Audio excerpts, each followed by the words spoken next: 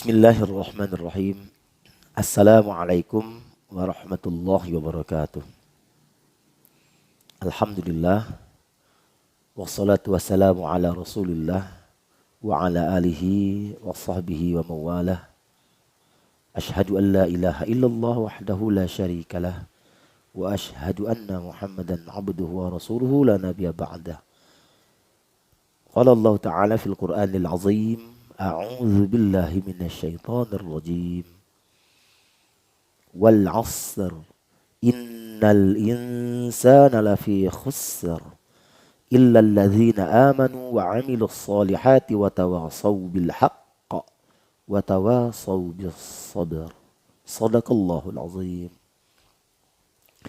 Para pemirsa channel YouTube SMK 3 Muhammadiyah Dolopo yang dimuliakan oleh Allah. Alhamdulillah, pada kesempatan kali ini kita masih dipertemukan oleh Allah Subhanahu wa taala untuk kembali meneruskan pembahasan kita tentang materi Gharaibul Quran. Baiklah pemirsa yang dimuliakan oleh Allah, hari ini kita akan masuk kepada 3 materi tentang Gharaibul Quran. Yang pertama yaitu Ishmam. Kemudian yang berikutnya adalah Tashil. Dan yang terakhir nanti kita akan masuk ke materi tentang Saktah. Baiklah, pemirsa YouTube channel SMK Muhammadiyah 3 Dolopo yang dimuliakan oleh Allah. Kita masuk pada materi yang pertama yaitu Ishmam. Pemirsa yang berbahagia, Ishmam maknanya mengisyaratkan bunyi dhammah di tengah-tengah bacaan dengung. Jadi kalau kita berbicara dhammah, maka bibir kita akan monyong, ya. Karena harokat dhammah mengharuskan bagi pembacanya untuk memposisikan bibir itu untuk monyong sesempurna mungkin. Nah, ini Ishmam. Contoh Ishmam di dalam Al-Quran ada di dalam Al-Quran surah Yusuf ayat 11. Jadi di dalam Al-Quran surah Yusuf ayat 11 itu terdapat lafaz Ishmam yang nantinya di lafaz ini atau di ayat ini nanti juga akan ditulis tanda yang kecil sehingga nanti memudahkan kita, oh ini adalah bacaan Ishmam. Caranya dengan memonyongkan bibir kita di tengah-tengah dengung, di tengah-tengah gunnah. Contoh, lafaz yang ada Ishmamnya di surah Yusuf ayat 11 berupa la ta'manna. Di sana ada nun yang bertasydid. Maka nun ini harus didengung, harus digunnah. Cara menggunnahkannya bagaimana? Ditahan bacaannya agak lama. Cara menggunnahkannya atau mendengungkannya seperti itu. Jadi lafaznya la ta'manna. Permisa yang dimuliakan oleh Allah, Ishmam mengharuskan untuk monyong di mana di tengah-tengah bacaan dengung. Jadi ketika ada dengung la ta'manna, di man itu kita memonyongkan bibir kita sebagai isyarat untuk melafazkan atau mengisyaratkan lafaz dhammah. Saya bacakan. La ta'manna. Saya ulangi lagi. La ta'manna. Demikian Ishmam. Surah Yusuf ayat 11. Kita akan bacakan ayatnya. A'udzu billahi minasy syaithanir rajim. Bismillahirrahmanirrahim. Qalu ya abana ma laka la ta'manna ala Yusuf. Ma laka la ta'manna ala Yusuf wa inna lahu lanasihun. Demikian untuk materi pembahasan Ishmam, yang artinya memberikan isyarat pada bibir untuk monyong di tengah-tengah dengung atau gunnah untuk mengisyaratkan harokat dhammah.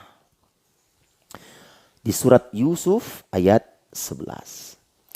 Baiklah pemirsa yang dimuliakan Allah, kita akan masuk ke materi berikutnya, yaitu tentang tashil. Namanya tashil. Maknanya dari tashil ini adalah meringankan bunyi hamzah yang kedua. Kalau di awal kita memiringkan bunyi fathah pada kasroh, kemudian kita lanjutkan dengan memonyongkan bibir di tengah-tengah dengung untuk mengisyaratkan bunyi dhammah.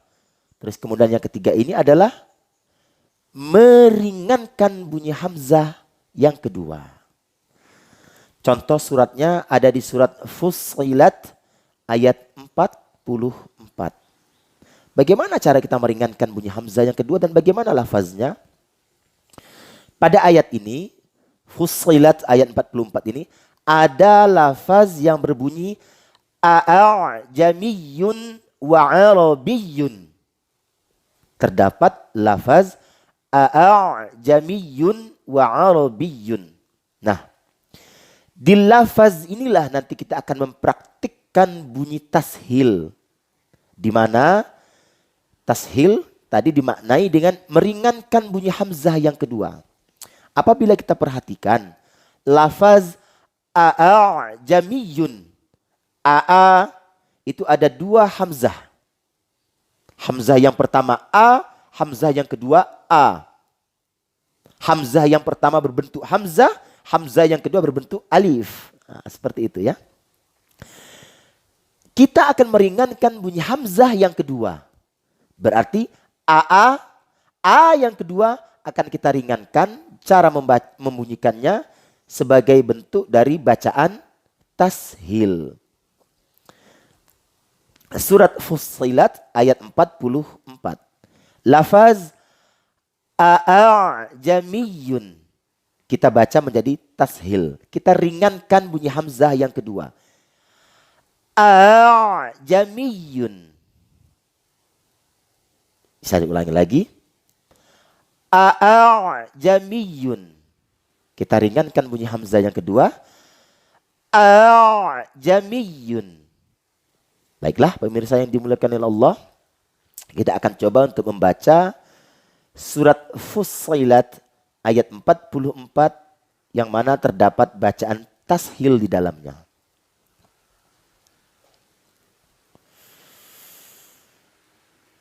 Walau ja'alnahu Qur'anan a'jamiyyan laqalu laula fussilat ayatuh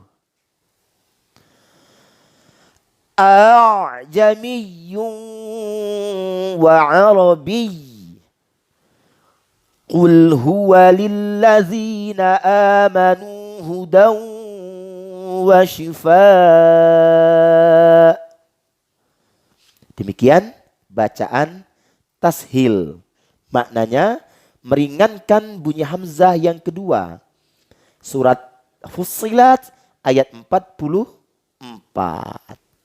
Baiklah, pemirsa yang dimuliakan oleh Allah, terakhir kita masuk ke materi pembahasan tentang saktah. Pemirsa yang dimuliakan oleh Allah, di dalam Al-Quran dan disepakati oleh para ulama, saktah itu ada 4. Ya, ada 4 tempat.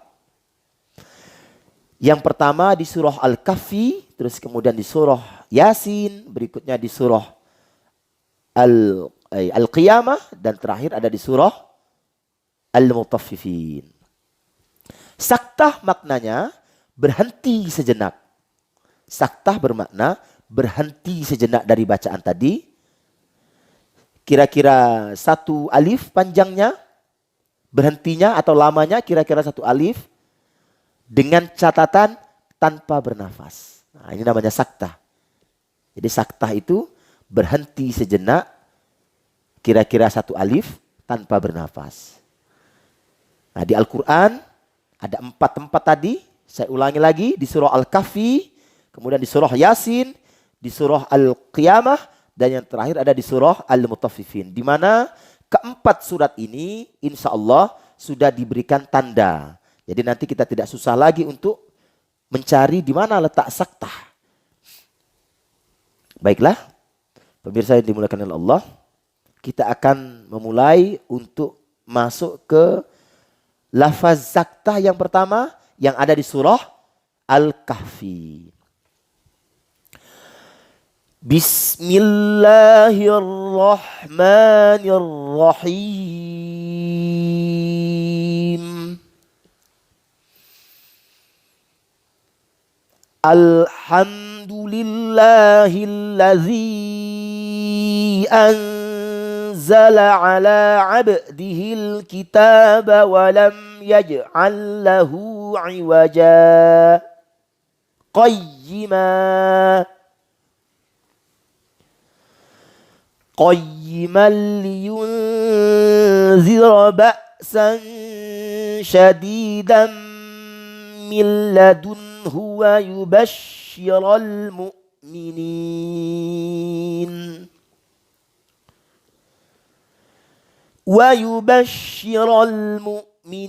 الذين يعملون الصالحات أن لهم أجرا حسنا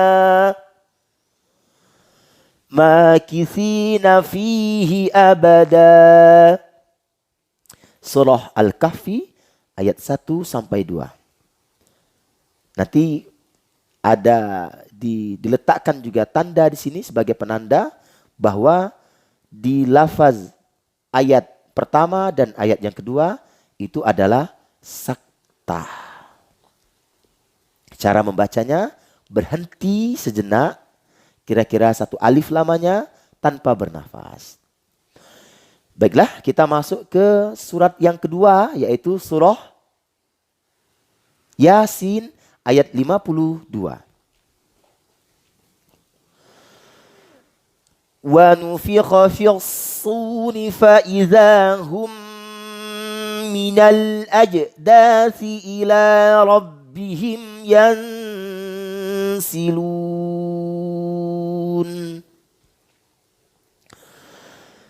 قالوا يا ويلنا من بعثنا من مرقدنا هذا ما وعد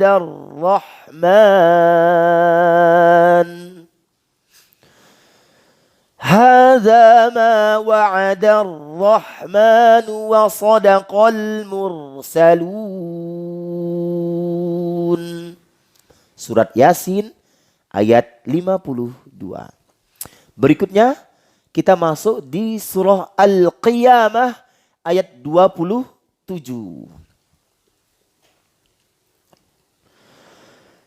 Kalla iza balagatit taraqi wa qila man raqa wa dhanna annahul firaq. Yang terakhir surah Al-Mutaffifin ayat 14. Wa ma yukadzibu bihi illa kullu mu'tadin athim.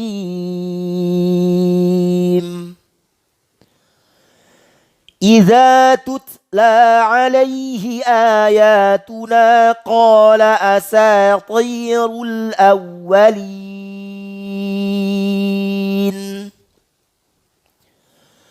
Kalla bal rana ala qulubihim ma kanu yaksibun. Pemirsa channel YouTube SMK 3 Muhammadiyah yang dimuliakan oleh Allah. Pada surat yang pertama terdapat bacaan iwajan qa. Iwajan qa. Apabila disaktah menjadi iwaja qayyima. Kemudian pada surat Yasin terdapat lafaz mim marqadina hadza. Apabila disaktah maka menjadi bacaan mim marqadina hadza.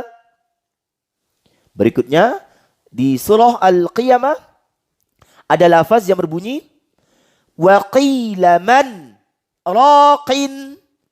Ketika lafaz ini disaktah menjadi wa qila man raqa.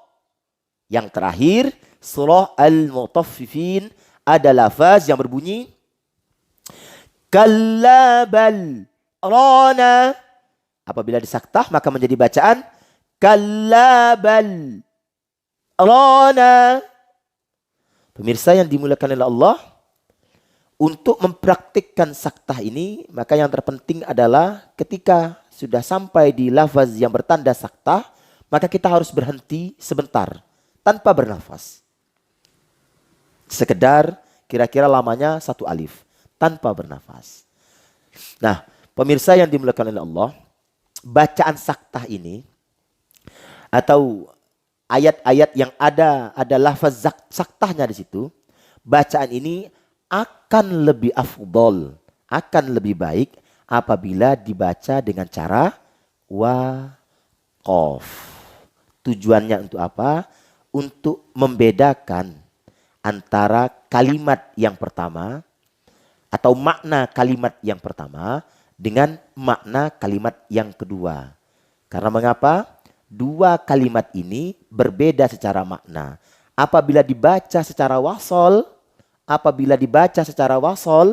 tanpa menggunakan waqaf ataupun saktah, maka makna yang terdapat di dalam ayat tersebut tidak sesuai dengan apa yang diinginkan oleh ayat tersebut. Oleh karena itu, ketika kita hendak mewakafkan bacaan saktah, itu lebih afdol. Akan tetapi ketika kita hendak mewasolkan bacaan saktah, maka hukum saktah harus dipraktikkan di situ.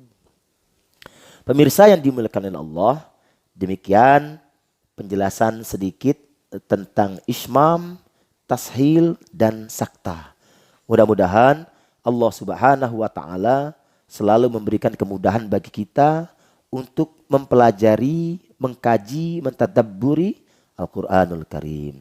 Dan mudah-mudahan apa yang kita sampaikan pada kesempatan kali ini bisa menjadi tambahan, bisa menjadi sedikit ilmu pengetahuan bagi kita semua. Dan nantinya ketika kita mempraktikkan di dalam bacaan Al-Quran, insya Allah kesalahan dan kekeliruan bisa kita hindari. Akhirnya saya ucapkan selamat menunaikan ibadah suci di bulan Ramadan ini. Selamat menunaikan ibadah di bulan suci Ramadan ini.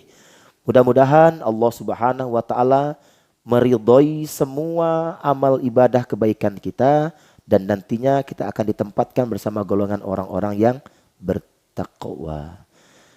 Akhirul kalam, subhanakallahumma wa bihamdika asyhadu an la ilaha illa anta astaghfiruka wa atubu ilaik. Assalamualaikum warahmatullahi wabarakatuh.